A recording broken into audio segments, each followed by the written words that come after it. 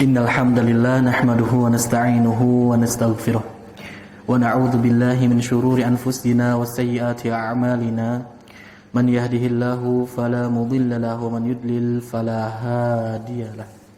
Ashhadu an la ilaha illallah wahdahu la syarikalah wa ashhadu anna Muhammadan 'abduhu wa rasuluhu alladzi la nabiyya ba'da. Allahumma salli wa sallim wa barik ala nabiyyina wa habibina wa maulana Muhammadin wa ala alihi wa sahbihi ajma'in. Faqad qala Allah ta'ala fil Qur'anil Karim, a'udzu billahi minasy syaithanir rajim, ma asaba min musibatin illa bi idznillah wa man yu'min billahi yahdi qalbah wallahu bikulli syai'in alim.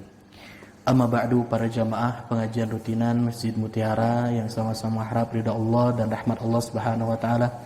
Alhamdulillah, marilah kita sama-sama untuk memuji, untuk bersyukur kepada Allah Subhanahu wa taala dengan segala potensi yang Allah telah berikan berupa kenikmatan dan anugerah yang tak pernah henti-hentinya.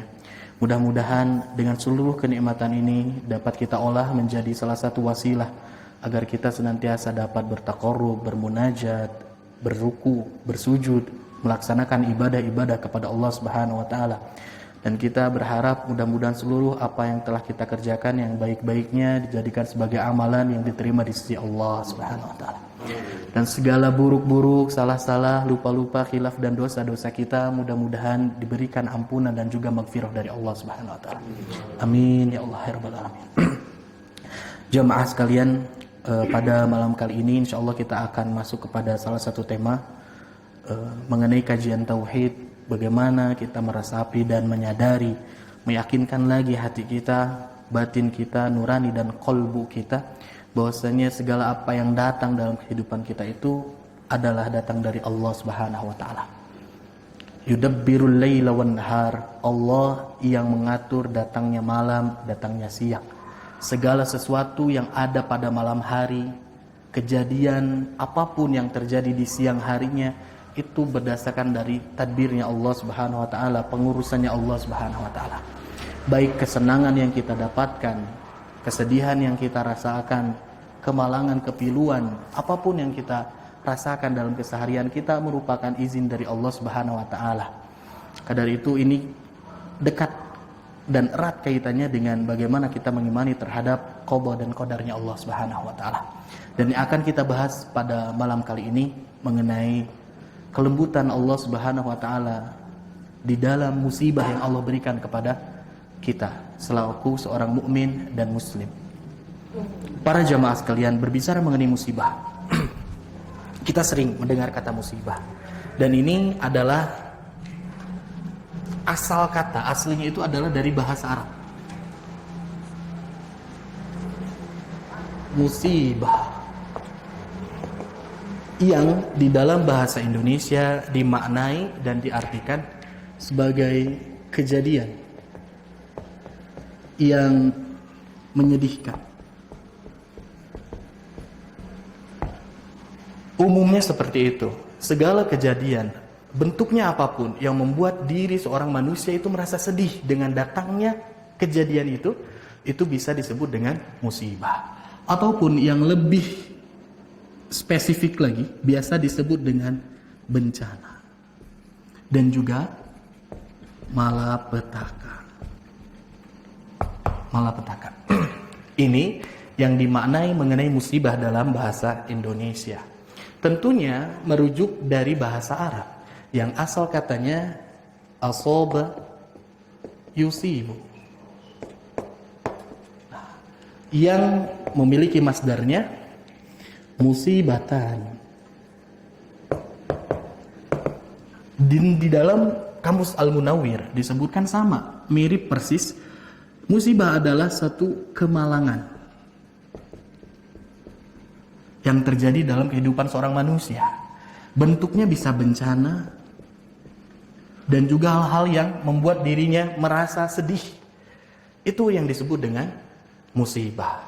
Para ulama menyebutkan bahwasanya penakaran atau batasan mengenai musibah ini tidak dapat dibatasi secara konkret. Dalam arti, kadang orang itu menganggap masalah yang ada dalam kehidupannya itu musibah disebutnya. Terlepas dia itu perkara yang ringan atau yang berat. Ketika ada orang, mungkin dia suka sama hewan piaraan. Hewan piarannya hilang, membuat dirinya sedih. Nah, dalam kategori ini itu bisa disebut dengan musibah. Karena sesuatu yang menjadikan dirinya sedih, yang membuat dirinya malang dengan hilangnya sesuatu yang dia sukai. Mungkin menurut orang lain, ada hewan ianya, bisa beli lagi, bisa cari lagi, tapi berbeda rasanya.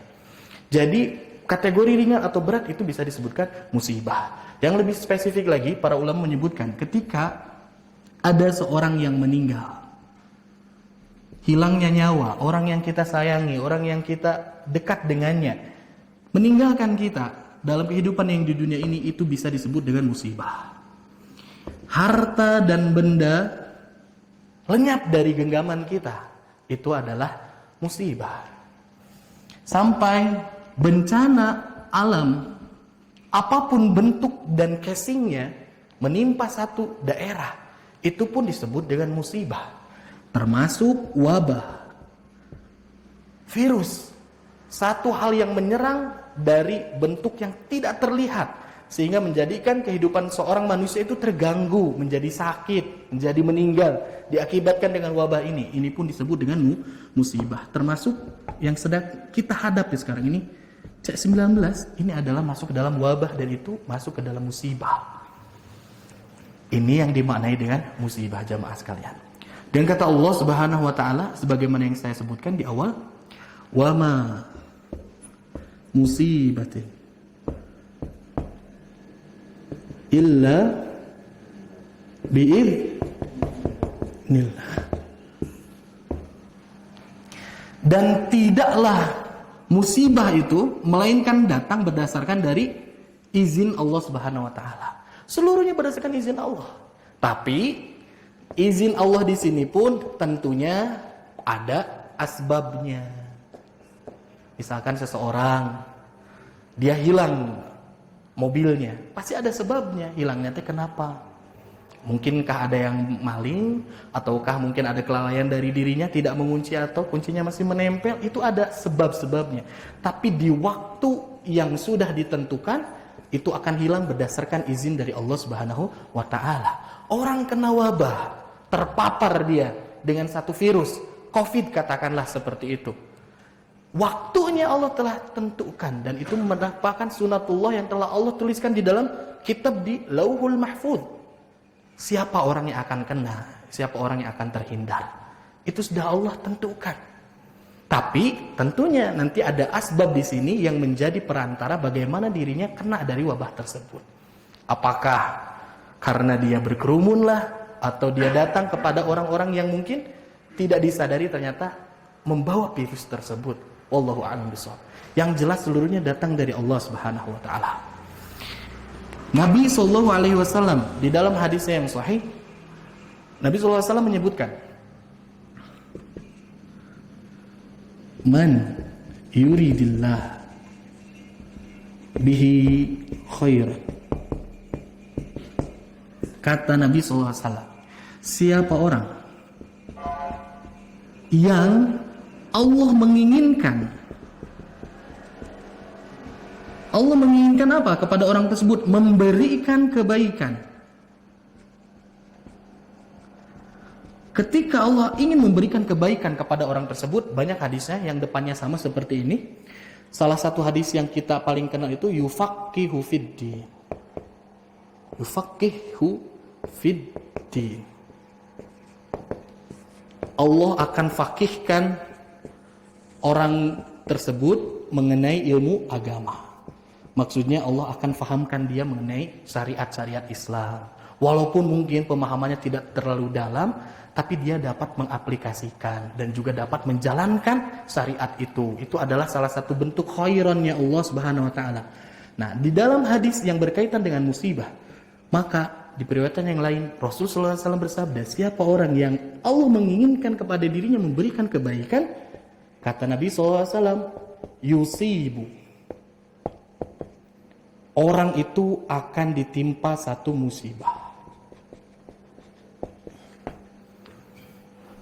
Minhu, yang masuk ke dalam kehidupan dirinya.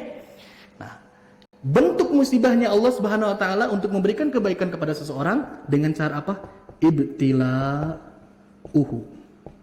Ibtila itu jamaah sekalian memberikannya satu tantangan, satu rintangan, ujian yang berat. Minal masaib, dari bencana-bencana, dari musibah-musibah yang Allah telah siapkan.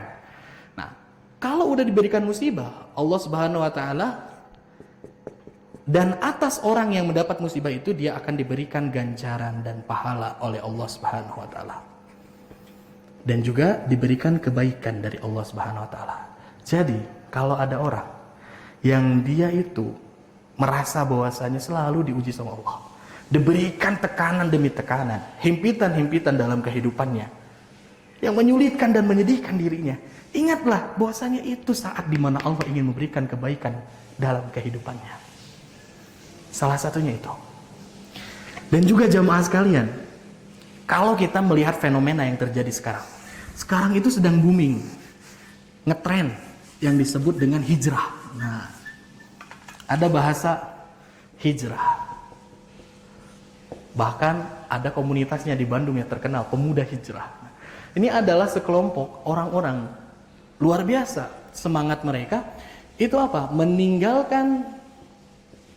Bukan meninggalkan rumah, pindah ke rumah yang lain, tapi meninggalkan kebiasaan-kebiasaan buruknya di masa-masa yang lalu, merubah kepada hal yang lebih baik.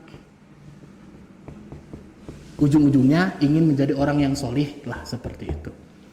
Tapi yang terjadi ternyata ada orang yang sukses hijrahnya, ada juga orang yang gagal dalam hijrahnya. Di antara indikator kenapa orang gagal hijrah itu apa? Ketika dia mungkin dulunya sebagai seorang yang melakukan maksiat, banyak tindakan-tindakan yang jelek dia kerjakan, ketika dia taubat, datang ke masjid, bertaubat total gitu ya, benar-benar bersimpuh kepada Allah Subhanahu wa taala. Insaf lah gitu. Dia itu menginginkan, semuanya orang yang hijrah itu menginginkan apa? Ketentraman. Ingin sejahtera, ingin damai hatinya, batinnya, karena gusar hidup dengan kemaksiatan itu gusar. Gelisah. Nah, ketika sebelum mendapatkan kesejahteraan, kedamaian itu, yang didapatkan oleh orang-orang hijrah adalah tantangan berupa kepahitan. Nah, ketika ada tantangan dan kepahitan inilah kadang-kadang orang yang awalnya niat berhijrah kembali lagi kepada kondisi yang dulu. Saking beratnya hijrah teh. Ada misalkan ya yang terjadi, artis lah ada juga ya. Ada yang sukses hijrahnya, dia ketika berubah totalitas, dia meninggalkan hal-hal yang buruk, ajaran-ajaran Islam dan batasan-batasannya dia pegang. Film-film sinetron yang biasa dia ikuti, dia tinggalkan. Karena apa? Berikhtilat, campur antara yang bukan muhrim, yang bukan mahram, seperti itu. Dia tinggalkan. Dia bersabar, walaupun diguncang dengan perekonomian yang sulit, mungkin seperti itu. Teman-teman yang banyak menjauh segala macam, tapi dia bersabar, maka dia menjadi orang yang sukses. Tapi ada orang juga yang dia sudah kepedean, wah bismillah, kalau udah hijrah di jalan Allah, Allah berikan kemudahan segala macam. Ternyata ketika dia berhijrah, Allah berikan kepahitan. Tidak sedikit juga dia menjadi orang yang gagal, kembali kepada hal yang dulu, karena merasa bahwasanya ketika hijrahnya malah belum dapat damai gitu. Masalahnya malah terusnya menjadi banyak. Padahal Allah sedang menguji. Kalau dia bersabar sedikit saja, insya Allah Allah berikan ini kesejahteraan, kedamaian dalam hidupnya. Sebagaimana yang Allah gambarkan dalam surat Al-Ankabut, jamaah sekalian, di dalam ayat yang kedua.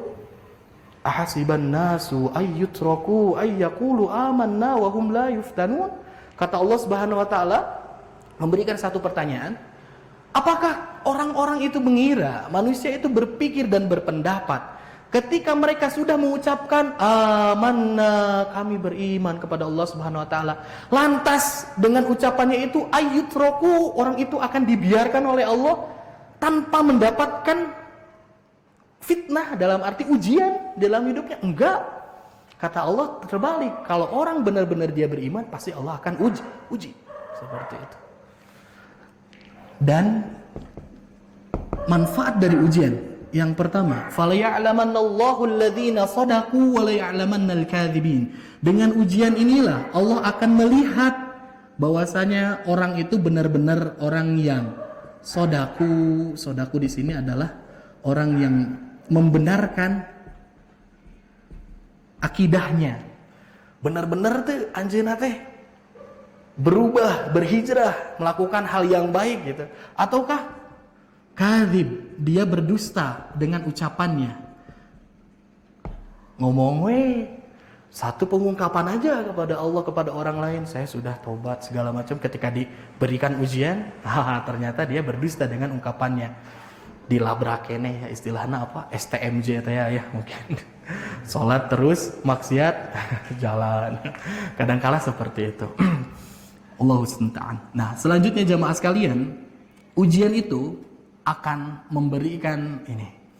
Liyabluwakum ayyukum ahsanu amala. Allah akan melihat ketika seseorang diberikan ujian, apakah dia akan melakukan tindakan-tindakan amal yang terbaik ataukah tidak. Dilihat apakah dia akan tetap beramal dengan amal yang terbaik atau sebaliknya, ketika diberikan ujian dia kembali mengingkari Allah Subhanahu wa taala. Nah, ini adalah salah satu konsep awal mengenai makna musibah dalam kehidupan seorang muslim. Nah, selanjutnya jamaah sekalian, kita akan lanjutkan dengan beberapa pertanyaan. Tadi yang pertama, musibah itu pasti datang dari Allah Subhanahu wa taala. Kita harus yakini itu pertama. Musibah itu datang dari Allah. Yang kedua, pertanyaan kedua. Apa sebab musibah itu datang? Apa sih yang disebabkan musibah itu datang? Ketiga, bagaimana cara agar musibah itu tidak datang dan tidak tumpah ke dalam kehidupan kita? Bagaimana? Dan keempat, apa rahasia di balik musibah? Ini yang akan kita bahas.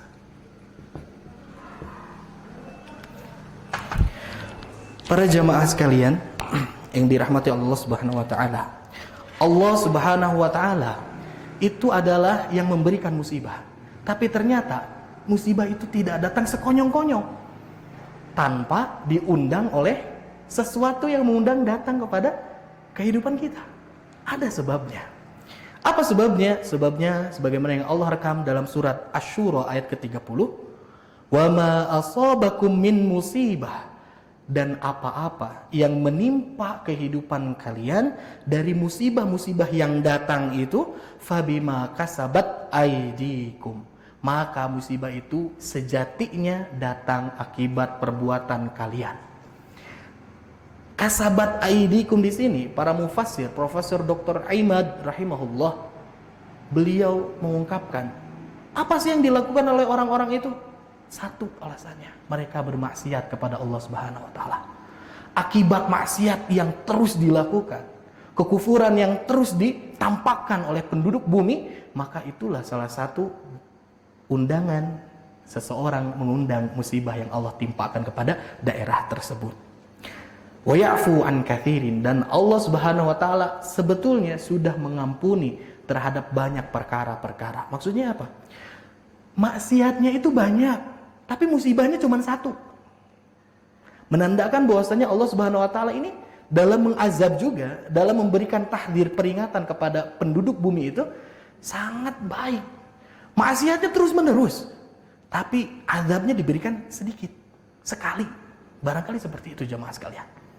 Wa ya'fu an katsir. Mereka melakukan maksiat-maksiat yang banyak, tapi Allah banyak mengampuni terhadap maksiat tersebut, sehingga Allah tidak timpakan musibah itu datang ke dalam kehidupan mereka.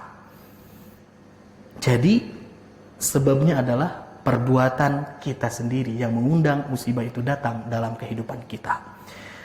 Yang kedua jemaah sekalian, buktinya Allah Subhanahu wa taala pun memberikan solusi, Bagaimana caranya si musibah ini tidak hadir dalam kehidupan kita? Sebagaimana yang Allah gambarkan dalam surat Al-A'raf ayat 96. A'udzubillahi minasyaitonirrajim. Walau anna ahlal qura amanu wattaqau lafatahna 'alaihim barakatim minas sama'i wal ard.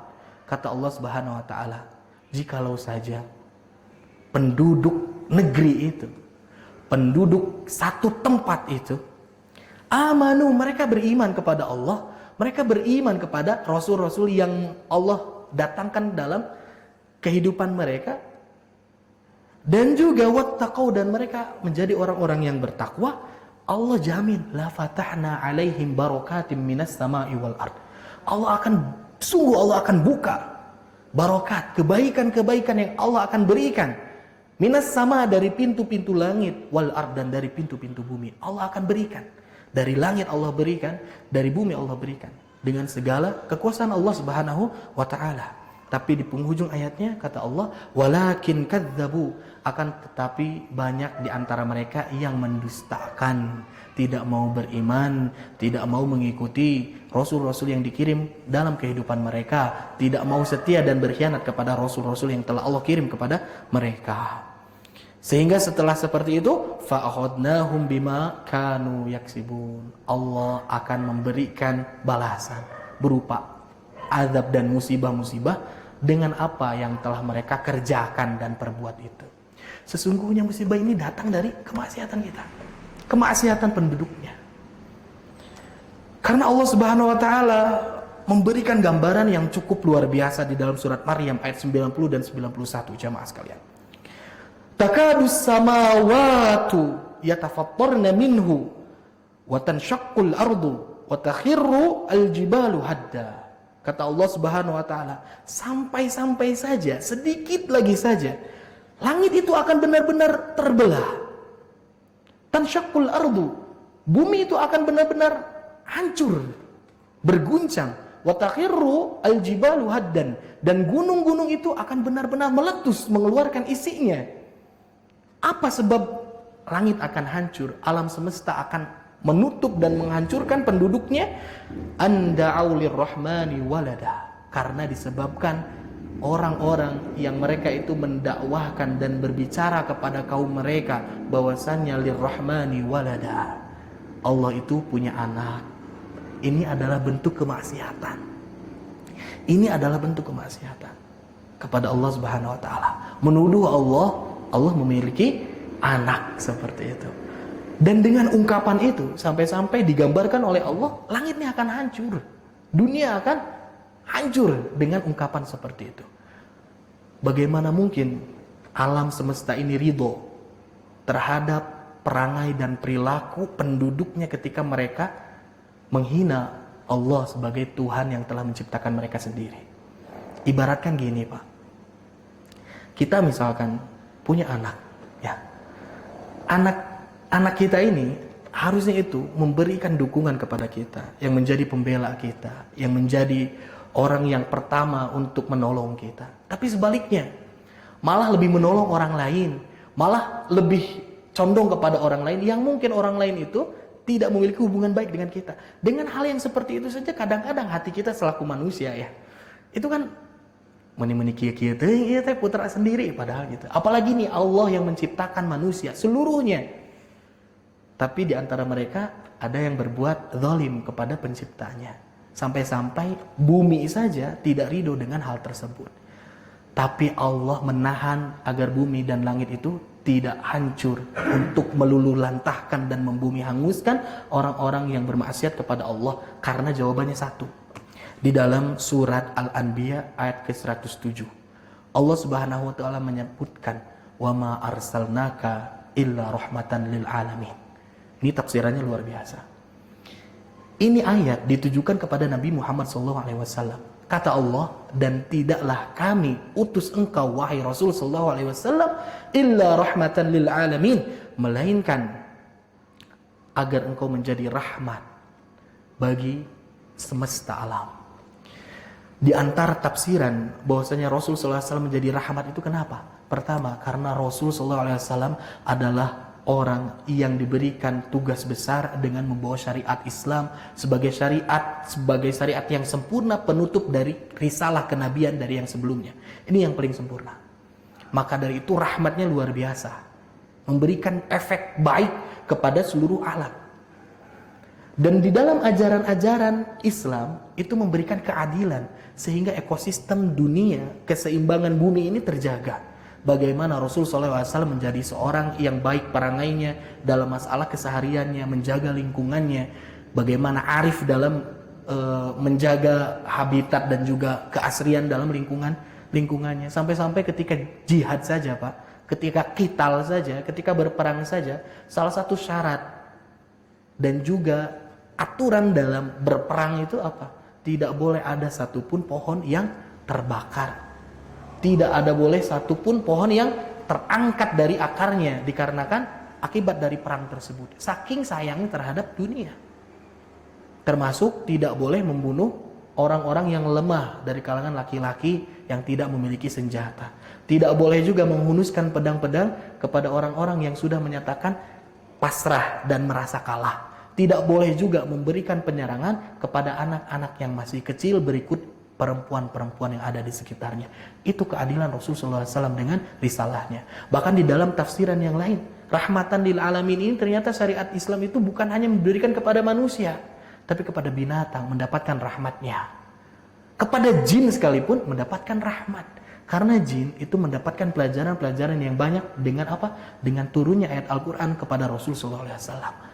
Mendapatkan peringatan-peringatan dari Al-Quran. Wasilahnya dari mana? Dari Rasulullah SAW. Dan terakhir, rahmat di antara rahmat Rasulullah SAW yang paling besar itu apa? Rahmatnya kepada manusia, bukan hanya kepada kaum muslimin yang beriman kepada Allah, kepada kaum yang tidak beriman kepada Allah itu ada rahmat yang Allah siapkan bagi mereka. Apa rahmatnya? Bagi orang-orang yang kafir, bagi orang-orang non-muslim, apa rahmat yang Allah sediakan? Allah tidak mengazab mereka secara langsung di dunia sehingga menghanguskan suku yang mereka bermaksiat kepada Allah. Kita tahu dan kita dengar bahwasanya ahlu Madyan dulu orang-orang yang bermaksiat, yang dia kufur, ingkar kepada Allah, tidak mau ikut kepada nabi-nabi mereka, di bumi hanguskan. Bagaimana ceritanya kaum Sadum yang Allah Subhanahu wa taala balikkan posisi bumi itu sehingga mereka hilang di muka bumi ini. Bagaimana habisnya kaum Ad, bagaimana binasanya kaum Thamud. Salah satunya apa? Karena mereka bermaksiat, mengingkari terhadap risalah yang dibawa kepada mereka dari nabi-nabi mereka. Nah, ini adalah salah satu rahmat. Jadi, kalau orang-orang kafir dia melakukan kekufuran, kemaksiatan terus seperti itu, Allah akan tahan sehingga tidak menghanguskan mereka di dunia ini. Itu adalah rahmat yang salah satu terbesar yang diberikan kepada manusia.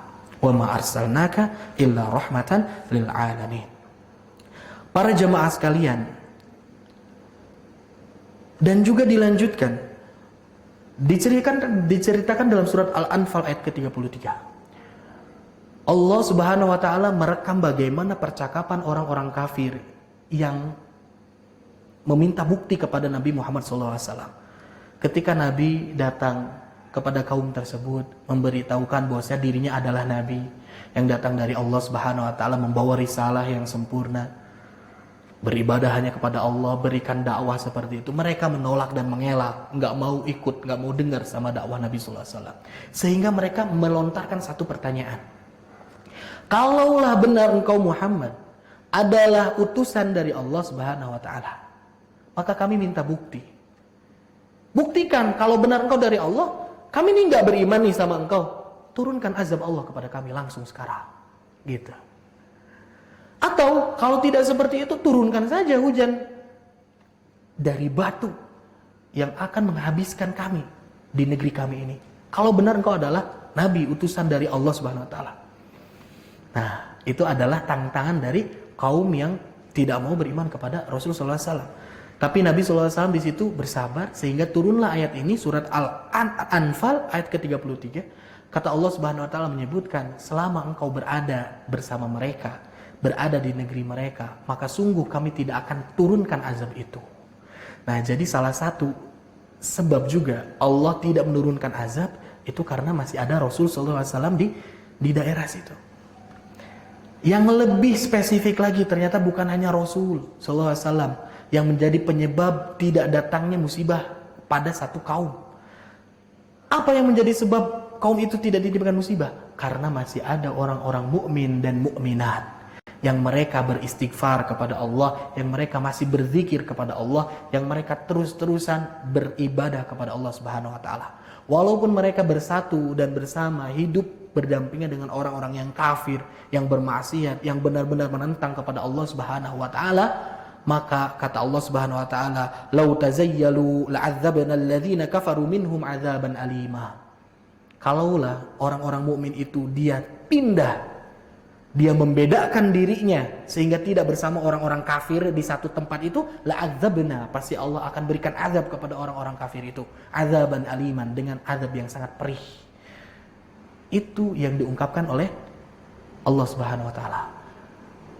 Mungkin kalau kita pikirkan jamaah sekalian, kalaulah misalkan di tempat-tempat rekreasi lah, sebutkan seperti itu, tempat-tempat pariwisata, yang menjadi miris apa? Di sana itu mungkin kalau sampah-sampah berupa material itu bersih, nggak ada, tapi sampah masyarakatnya luar biasa banyaknya. Dalam arti apa? Tumbuh berkembang warung remang-remang lah. Ada yang menjajak-jajakkan sesuatu yang haram lah di tempat-tempat wisata. Kalau kita lihat jemaah sekalian ke tempat pegunungan saja, itu warung-warung teh rata-rata menyediakan bir, arak, segala macam. Seperti itu. Hal yang seperti itu. Dan itu menjadi hal yang lumrah. Kalau kita berpikir nih, takut-takutnya nih, Allah hancurkan tempat itu. Bisa jadi dengan gempanya, bisa jadi dengan taupannya, bisa jadi dengan erupsi gunungnya, segala macam. Sehingga rata tuh menghanguskan kemaksiatan. Tapi kenapa pertanyaannya? Tapi kok belum ada maksiat? Salah satu mungkin jawabannya adalah apa? Mungkin masih ada banyak surau-surau, masjid-masjid, pesantren-pesantren, orang-orang yang solih yang berada di sana, sehingga Allah menahan untuk turunnya azab kepada daerah tersebut. Kalau mungkin di Tangkuban Parahu lah, atau di dekat sini ya, bisa jadi itu teh gunung teh sudah nggak rela dijadikan tempat untuk mesum gitu ya. Tapi terus ditahan karena apa? Masih banyak orang-orang yang soleh berada di sana, yang terus beristighfar kepada Allah, berzikir kepada Allah Subhanahu wa taala. Bisa jadi kita pun di sini sama seperti itu. Mudah-mudahan ini adalah salah satu wasilah kita sehingga Allah tidak menurunkan musibah datang ke dalam kehidupan kita ini. Selanjutnya jamaah sekalian, pertanyaan yang selanjutnya. Lantas, kalau memang Allah tidak menurunkan musibah ketika ada orang soleh, tapi kok kenyataannya di dunia, bahkan khususnya di Indonesia, banyak musibah yang terjadi. Angin puting beliung, longsor terjadi. Pekan ini kemarin belum lama di Sumedang, kita lihat di bawah reruntuhannya itu ternyata ada masjid segala macam gitu ya. Padahal itu kan tempat ibadahnya Allah Subhanahu wa taala. Kok kenapa masih ditimpa musibah? Nah, seperti itu pertanyaannya. Jangan salah jamaah sekalian. Allah Subhanahu wa taala menurunkan musibah bukan hanya ingin mengazab kaum yang zalim, tapi ingin memberikan ujian kepada orang-orang yang solih yang berada di situ. Maka dari itu harus dibedakan. Ketika sesuatu yang buruk datang dalam satu tempat, kalau yang kena orang-orang ahlul maksiyah, itu merupakan azab dan peringatan dari Allah Subhanahu wa taala. Tapi kalau yang kena itu adalah orang-orang muslim, orang-orang yang selalu taat kepada Allah Subhanahu wa taala, orang-orang yang guyub dalam menjalankan ibadah kepada Allah Subhanahu wa taala, tapi mereka terkena dampak, itu adalah ujian yang Allah berikan. Dan di balik ujian itu ada banyak janji-janji Allah berupa kenikmatan-kenikmatan di belakangnya. Luar biasa jamaah sekalian. Ada juga yang berpendapat dan juga seakan-akan memutarbalikkan pemikiran kita, mindset kita. Para ulama sudah tegas menyebutkan bahwasanya musibah dengan bentuk yang bermacam-macam, bisa jadi angin topan, gempa bumi, tsunami, apapun itu sampai ke wabah-wabah, itu adalah jundullah. Jundullah itu apa? Tentara-tentaranya Allah. Lantas orang-orang yang tidak suka sama Islam ini balik bertanya, kalau benar itu tentara Allah, kenapa tentara Allah menyerang kepada hamba-hamba Allah? Gitu. Contohlah COVID. Covid ini kan wabah.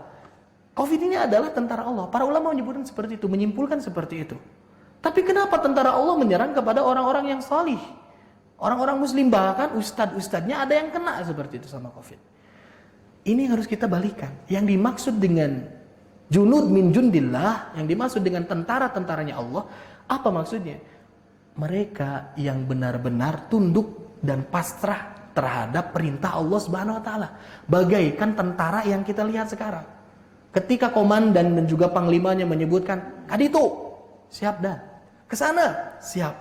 Dan Allah Subhanahu wa taala memberikan sunnatullah garisannya.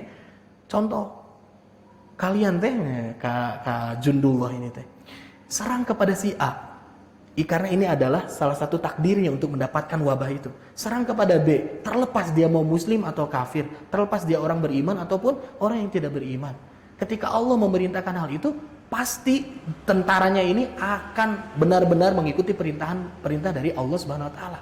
Begitulah maksudnya yang disebut dengan tentaranya Allah. Jadi tidak memilah-milih, maksudnya yang kena teh cuman orang-orang kafir wungkul, enggak seperti itu.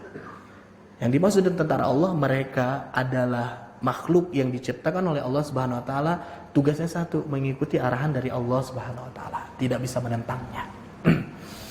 Para jamaah sekalian, di dalam surat Al-Anbiya ayat ke-35, Allah Subhanahu wa taala berfirman, "Kullu nafsin dha'iqatul maut." Setiap yang bernyawa pasti akan mati. Dan dilanjutkan kata Allah Subhanahu wa taala, "Wa nabluukum bisyarri wal khairi fitnah." Dan kami akan uji mereka, kita akan Allah uji bisyarri dengan sesuatu yang buruk, wal khairi dan sesuatu yang baik, yang senang-senang, yang lapang-lapang, yang tentram-tentram, yang membuat diri kita nyaman, fitnatan sebagai ujian bagi kita. Maka dari sini kita simpulkan bahwasanya ujian itu bukan hanya dari hal-hal yang buruk saja, tapi kebaikan yang Allah berikan itu adalah ujian juga dari Allah Subhanahu wa taala. Imam Ibnu Katsir rahimahullah memberikan tafsirannya di dalam ayat ini. Allah hendak melihat siapa orang yang dia itu bersabar ketika mendapatkan sesuatu yang buruk dan dia bersyukur ketika mendapatkan sesuatu yang lapang. Dan Allah akan melihat dengan musibah dan ujian itu siapa orang yang dia tetap memiliki husnudzon kepada Allah, berprasangka baik kepada Allah walaupun dirinya dihimpit dengan himpitan yang berat, ujian yang luar biasa dalam hidupnya. Dan juga Allah akan melihat siapa di antara hambanya yang berputus asa terhadap rahmat Allah Subhanahu wa taala. Itu adalah tafsiran dari Imam Ibnu Katsir. Dan terakhir jemaah sekalian, untuk menutup pengajian kita, ini bentuk kelembutan Allah Subhanahu wa taala di balik musibah yang Allah timpakan kepada kita kaum muslimin. Menurut Dr. Aid Al-Qarni di dalam kitabnya menyebutkan, pertama, musibah diberikan kepada kaum muslimin itu untuk apa? Agar Allah dapat mendengar doa-doa dan permohonan-permohonan orang-orang yang terhimpit dengan satu permasalahan. Allah itu ingin menarik kembali, ingin mengajak kembali, ingin berpeluk kembali kepada orang-orang yang mungkin jauh dari Allah Subhanahu wa taala. Lalu Allah timpakan musibah, masalah, mereka stuck kembali lagi kepada Allah, berdoa lagi, ingat lagi sama Allah, menuju lagi jalan Allah Subhanahu wa taala. Itu adalah salah satu faidah yang kita bisa dapatkan. Dr. Aid Al-Qarni menyebutkan yang kedua faidahnya jamaah sekalian, ketika ada musibah ditimpakan ke satu daerah, maka Allah ingin memunculkan dan menumbuhkan rasa empati terhadap muslimin yang lain yang melihat masalah dan musibah itu datang kepada saudara mereka. Ingin menumbuhkan empati. Kalau nggak diberikan munculkan seperti itu, seakan-akan kita santai-santai aja. Tapi ketika kita dengar kabar bahwasanya Syekh Ali Jabir kemarin rahimahullah Allahu yarham meninggal, itu kan musibah bagi kita. Kita kehilangan sosok figur dan panutan umat, khususnya di Indonesia. Kita merasa sedih dengan hal itu. Akhirnya kita berempati untuk benar-benar menjaga dan kita ikut terhadap keteladanan yang telah diberikan oleh sosok Syekh Ali Jabir, sehingga kita mengirimkan doa, saling mengirimkan doa di antara kaum muslimin. Ataupun ketika kita mendengar ada orang yang kaum muslimin yang mendapatkan musibah, tertimbun longsoran beberapa puluh orang, itu kan berpikir bagi kita, ya Allah, itu adalah ikhwah kita, saudara-saudara kita dalam agama. Maka dari itu kita akan mengirimkan doa, memberikan bantuan, saling bahu-membahu semaksimal mungkin. Itu adalah faidah yang kedua. Yang ketiga jamaah sekalian, ingatlah setiap apapun musibah yang datang dalam kehidupan kita, mau yang berat ataupun yang ringan, itu adalah salah satu cara Allah untuk menghapuskan dosa-dosa kita, untuk meleburkan kesalahan-kesalahan kita, sebagai kifarat atas segala apa yang telah kita lakukan dari salah-salah kita di waktu yang lampau. Seperti itu. Kata Allah Subhanahu wa taala, kata Rasul sallallahu alaihi wasallam, "Ghafarallahu lahu min khotoyahu." Ketika musibah itu datang kepada diri seorang muslim, walaupun sampai cuma tertusuk oleh duri sekalipun yang membuat dirinya terluka, pasti Allah akan menyiapkan apa? Ampunan di balik musibah yang Allah berikan itu. Jadi ketika diberikan himpitan, ya Allah, alhamdulillah, mudah-mudahan ini jadi kifarat. Ada sesuatu yang menyedihkan kita, ya Allah, terimalah ini sebagai penggugur dosa aku. Aku akan bersabar semaksimal mungkin. Dan yang selanjutnya jamaah sekalian, Allah akan naikkan kemuliaan kita, makom kita di hadapan Allah Subhanahu wa taala. Naik terus menerus. Yang namanya ujian, itu kan kalau lulus ujian naik tingkat, Pak. Bukan hanya dalam sektor pendidikan sekolah dari SD, SMP, SMA, ujian-ujian naik-naik sampai kuliah S1, S2, S3. Dalam game aja lah, kalau kita main satu gamenya, kan itu kan ada level-levelnya. Satu, nanti ketemu monster, ketemu halangan yang paling besar. Kalau kita mampu untuk menaklukkan tantangan itu, kita naik level. Sama, Allah berikan ujian berat, kita dapat sabar, kita dapat melewatinya, kita naik kemuliaan kita di hadapan Allah. Dan ingat, dan itu akan terus naik seperti itu. Dan kalau kita sudah yakin dan sadar itu datang dari Allah, la yukallifullahu nafsan illa wus'aha, dan kita yakin apapun yang berat-berat kita rasakan, yang ditimpakan ke punggung kita, beban masalah apapun, pasti sudah tertakar oleh Allah bahwasanya kita mampu untuk menanggungnya. Insya Allah, yakin saja Allah akan berikan kemudahan. Dan terakhir, Allah akan siapkan ganjaran yang luar biasa. Pahala-pahala yang Allah akan siapkan ketika kita mendapatkan musibah tersebut. Mudah-mudahan kita termasuk di dalamnya. Mudah-mudahan kita termasuk orang-orang yang sabar dalam menjalani kehidupan kita. Mau diberikan musibah, mau diberikan kelapangan, kita yakin seluruhnya datang dari Allah, membuat diri kita tenang. Seorang muslim adalah orang yang menggantungkan dan memasrahkan seluruh perkara kehidupannya kepada Allah Subhanahu wa taala. Insya Allah jadi tenang hidup kita. Barangkali itu jamaah sekalian yang dapat saya sampaikan dalam kesempatan kali ini. Mohon maaf atas segala kesalahan dan kekurangan. Kebenaran hanya datang dari Allah dan Rasulnya. Kekurangan, kelalaian mungkin datang dari diri saya pribadi dengan kurang luasnya ilmu yang saya miliki. Marilah kita berdoa kepada Allah. Mudah-mudahan Allah berikan keistiqomahan dalam kehidupan kita untuk senantiasa beribadah. Allahumma salli wa sallim wa barik ala nabiyina Muhammadin wa ala alihi wa sahbihi ajmain. Hamdan syakirin, hamdan na'imin, hamdan yuafi ni'amahu wa yukafi'u mazidah. Ya Rabbana lakal hamdu kama yanbaghi li jalali wajhikal karim wa 'azimi sultanik. Subhana rabbika rabbil izzati amma yasifun, salamun alal mursalin, walhamdulillahi rabbil alamin. Rabbana atina fid dunya hasanah wa fil akhirati hasanah wa qina adzabannar. Aqulu qouli hadza wa astaghfirullah li wa lakum. Wassalamu alaikum warahmatullahi wabarakatuh.